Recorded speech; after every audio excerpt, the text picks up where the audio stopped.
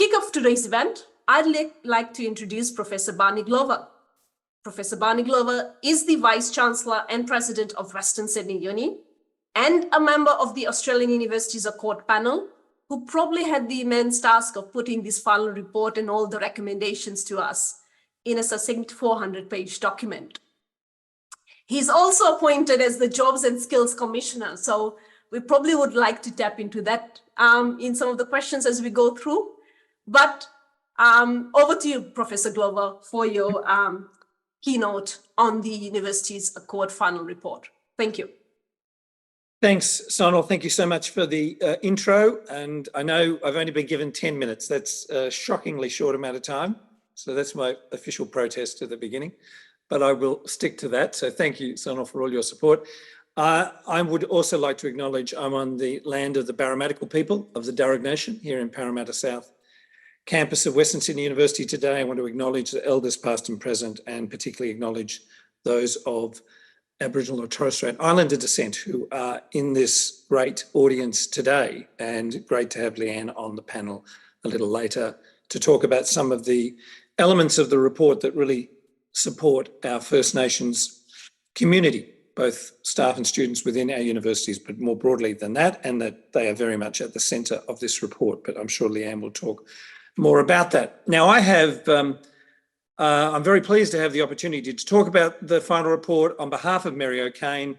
I know Mary was very keen to be here. She also wanted me to thank you all, many, many, many of you, that provided some great input to the Accord process, submissions, discussions in a variety of ways. And we really did appreciate it. And I hope you can see elements of what you were saying to us in the final report. There may be things to unpack. There may be things to demystify. There may be things to quibble about. But whatever, I think that's a really important starting point for this discussion today. So I'm very pleased to have, this is the official slide pack from the Commonwealth. So I'll move through it really quickly and just highlight things particularly related to equity. We flick to the first slide. One thing I wanted to emphasise, and I'll come back to it a little later in this presentation, is the National Tertiary Education Objective. We spent a lot of time on the Accord panel talking about the importance of a national objective for tertiary education to be embedded, if the government accepts the recommendation, within the Higher Education Support Act, and in other ways embedded in relation to the future of tertiary education as a reference point. And I do think as you engage with the Accord as a statement of national objective, it is actually very, very important. And you might like to consider how many of your comments map against, reinforce, or in some way might be in conflict with that idea of having a national tertiary education objective. We're certainly very keen to promote that as a centrepiece, if you like, of the Accord itself. Now, these are the chapter headings. Sally will talk more about her views on this in a moment as a real expert in the sector. They are, as Sally pointed out to me, she thinks they tell a bit of a story. And I think they do, the way the chapter headings have been done.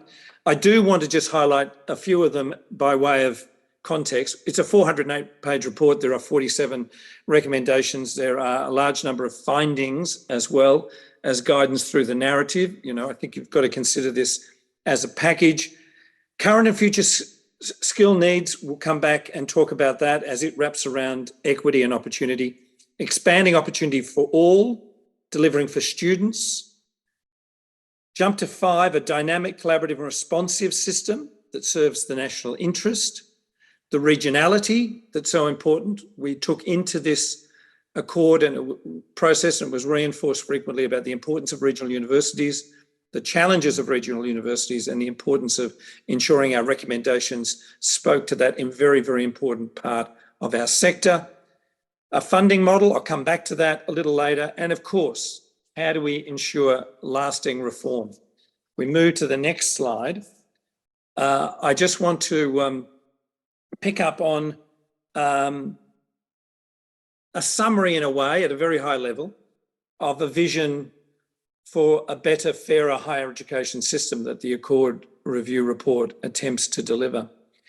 And having touched on these, I just wanted to perhaps reiterate the importance of growing our skilled workforce and doing that through equity, and the importance of increasing participation from equity groups. You've seen the data, you've seen the arguments.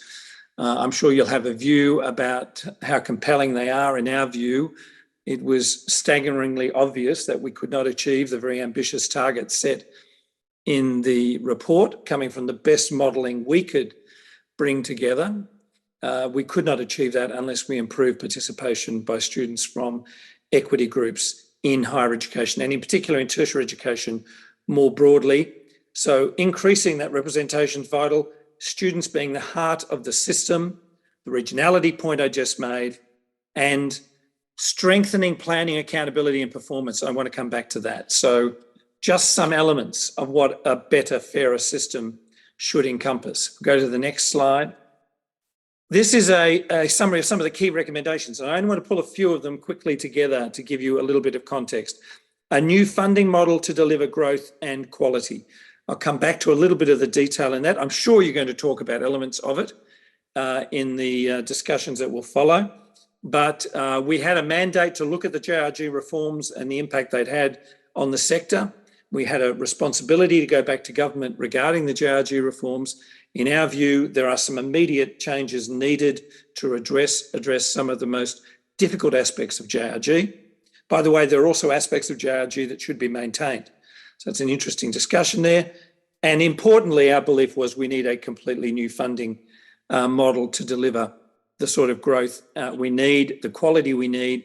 And two words that crop up importantly are planned and managed system. And we might like to talk about what that means in the context of the words like demand-driven, which appear within the report itself. I want to put together the National Skills Passport and the Jobs Broker as two important initiatives. I think they have a particularly powerful dimension around equity. I know that from the Western Sydney perspective and how important we believe a National Skills Passport would be, but to put it in conjunction with a jobs broker to improve employability of our graduates coming from an educationally disadvantaged background into university, both from the perspective of work integrated learning, placements, and more importantly, employment in the labour market after graduation. So I wanted to link those two up. There is a very powerful tertiary education attainment target. We're asked to consider targets. We've made it clear on the basis of the evidence what they should be. Leanne will talk much more about the First Nations recommendations within the report, but I did want to highlight a couple of them in particular. First of all, the importance, as happened after the Bradley Review and the work that Larissa Barrett did, reviewing Indigenous higher education in this country, we need to do that again and very comprehensively. This report could not do justice to what needs to happen in a more comprehensive way in that report. I hope the government picks that up. Help reform. I'll come back to this again because I think one of the important suites of recommendations in the Accord report relate to help reform, touch on income support, talk about needs-based funding, and ensure that we actually have growth through equity. You can't address the challenges of increasing participation from equity groups if you only tackle one dimension of the challenge. And Shamit's online, I know he'll speak about this a little later. We had some great support from the Centre at Curtin. Very, very important to look at the report holistically around what we're suggesting to government we do to support equity students. You can't just take a needs-based funding perspective on it. To do so actually avoids some of the very significant challenges of placement poverty, income support, help reform, and the way we need to scaffold the learning of equity students. So help reform is important. The stewardship role, that word's important around the Tertiary Education Commission, the Australian Tertiary Education Commission concept. We debated this long and hard. We had many submissions after the interim report. It was a contentious suggestion there. I think it's still a contentious recommendation now, but I think it has currency. I think it's a vitally important part of buffering the sector into the future. I think it's a vitally important part of ensuring there is stewardship of these recommendations to the extent the government intends to support them. And I think we need to collectively put pressure on government to support them. To that extent, we need a steward to work collaboratively with the sector and across sectors, because this is not simply about higher education. Again, you cannot talk about equity and isolation of tertiary education more broadly. You know the data, I'm sure, even better than I do from the Accord process about the role our TAFE and VET sector plays in addressing and supporting equity student participation in our sector and our tertiary education sector. So vitally important, I think, the ATEC, and be interested to see how people respond. And of course, this theme that emerged in the interim report and comes back, I hope, powerfully, growth through equity as an important part of how we believe as a nation we need to achieve those very ambitious targets to have the economy and the workforce and the social mobility and inclusion that we need. We need to do that with a lens on equity, but importantly, looking at growth and skills of the future. We flip to the next slide, and Sonal will wave at me, I know, when I've reached the point of no return.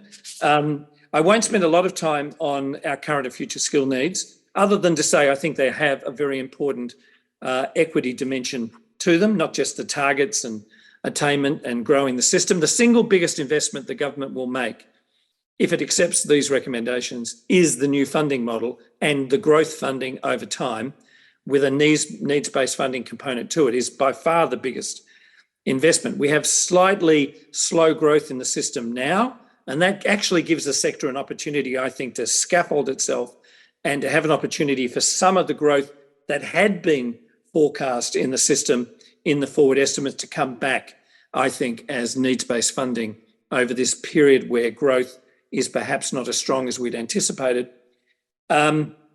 We do have low student demand, we have workforce casualisation, and we have financial strain on universities. We're acutely aware of that, which is why a Tertiary Education Commission is a vital part of the mix. And we do stress the integration of the tertiary education system between the sectors. And I hope you've picked up the many recommendations that relate to that. You can see the target on the screen, a very challenging one over the next 25 years. Not just for higher education, very much for tertiary education more broadly. If we flip to the next slide.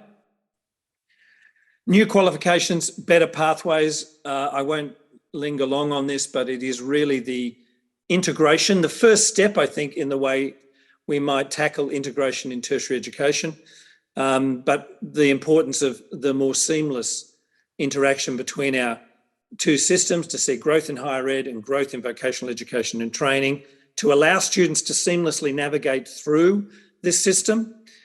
And of course, an emphasis on modular, stackable, transferable qualifications. The ideas of micro-credentials, micro-help, micro-CGS, we have tried to set a frame around what this new credentialing could look like with much more structure to it than exists at the moment.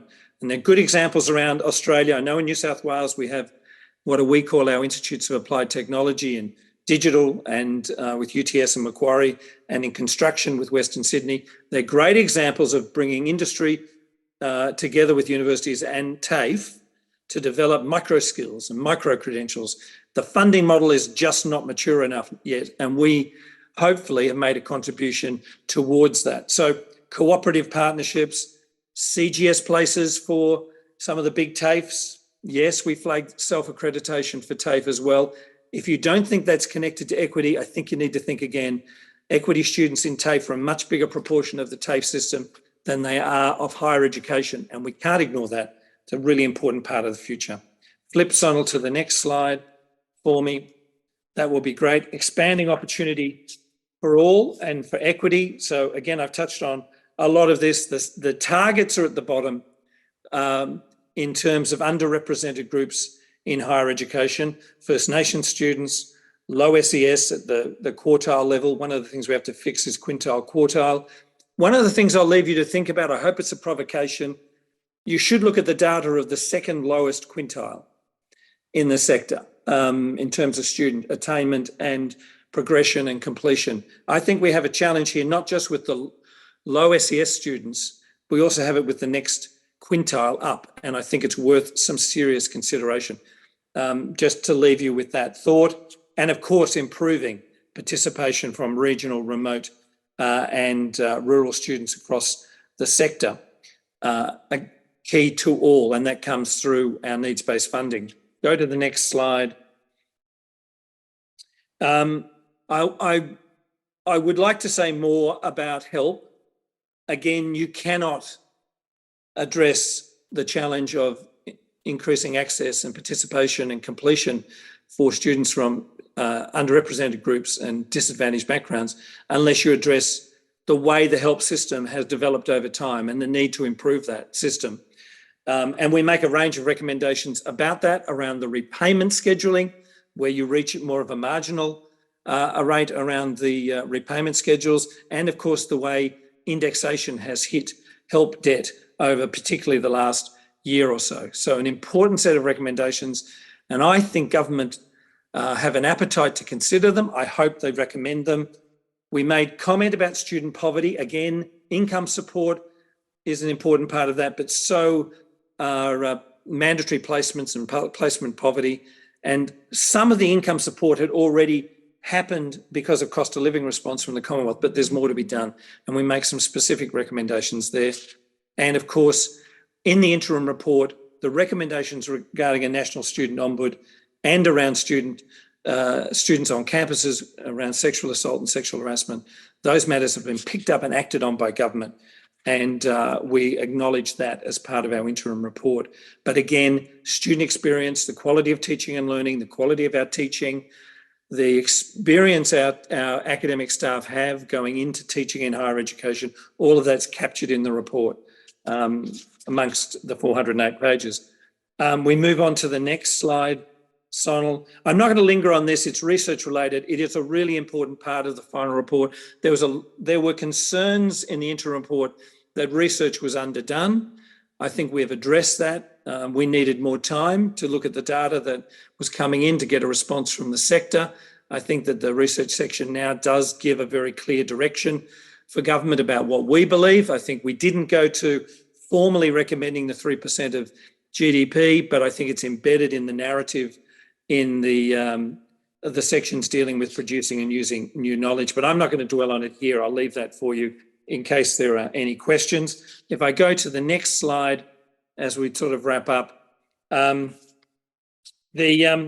improving tertiary education in regions. Again, I made this comment earlier. We had a strong belief in the importance of regional tertiary education. Fiona Nash was on the review panel, and Fiona, as a regional education commissioner, had a rich set of experiences that regional areas of Australia are going through at the moment and have historically, and how we can do more to address the sustainability of our regional universities, the importance of our study hub concept being expanded. The government's picked that up.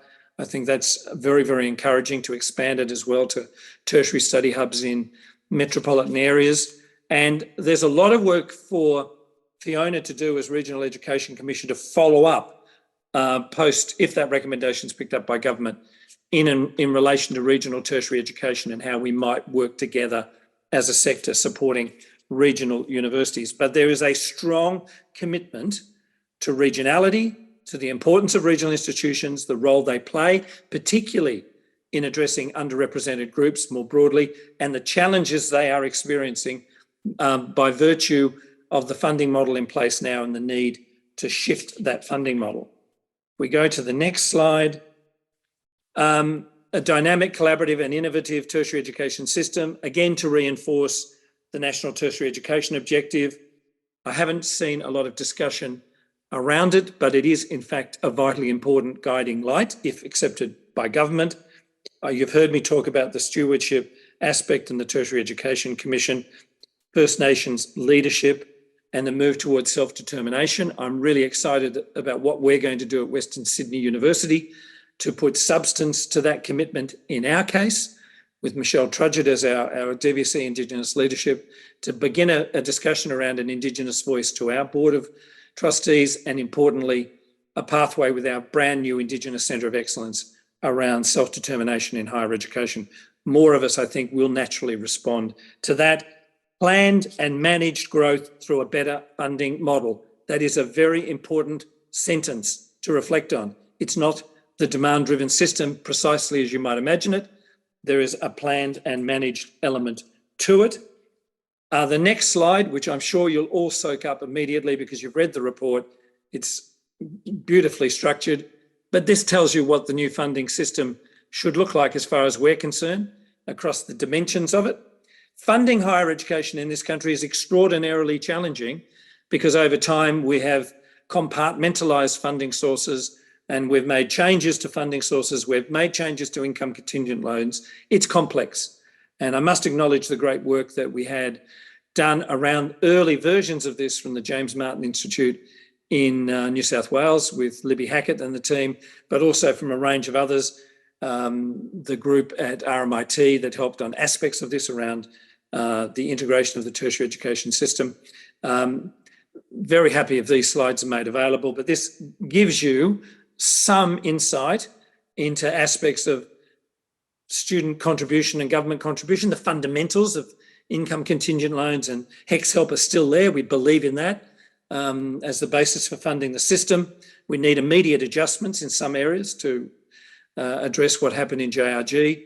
Very much a move to needs-based funding, and that will mean bringing pools of funding together and redistributing them. And I'm going to get the wind up any second now from Sonal.